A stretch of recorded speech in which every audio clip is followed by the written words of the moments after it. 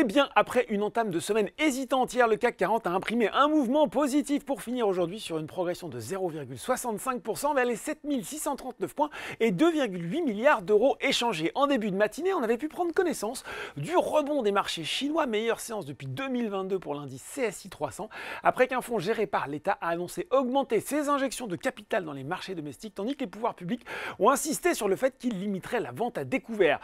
C'est plus contrasté sur les marchés américains à 17h45. Le Dow Jones grimpe de 0,2% quand le Nasdaq est lui en très légère baisse proche de son seuil d'équilibre. La star incontestée du jour, c'est Palantir, plus 25%, le spécialiste des logiciels d'analyse prédictive, grâce à un quatrième trimestre supérieur aux attentes et un chiffre d'affaires qui a grimpé de 20%. Voilà, pas de hausse aussi forte à Paris, mais on regarde quand même ce qui se passe. Valneva se distingue. Pour rappel, la biotech spécialisée dans les vaccins avait annoncé hier la vente pour 103 millions de dollars du bon de revue prioritaire qu'elle a obtenu de la FDA, l'agence de santé américaine.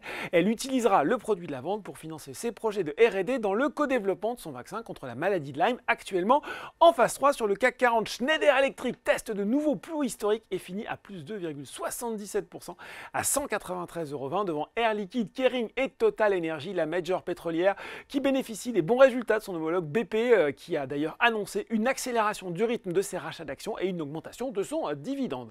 Du côté des valeurs en baisse à Paris, bien après 3 séances de rebond, Eutelsat repart nettement dans le rouge. C'est rouge aussi pour Solutions 30, Evans et Biomérieux. Et puis sur le CAC 40, les bancaires sont sous pression, à l'image de BNP Paribas et Société Générale qui publiera ses résultats annuels jeudi. Voilà, c'est tout pour ce soir. En attendant, n'oubliez pas, tout le reste de l'actu éco et finance est sur Boursorama.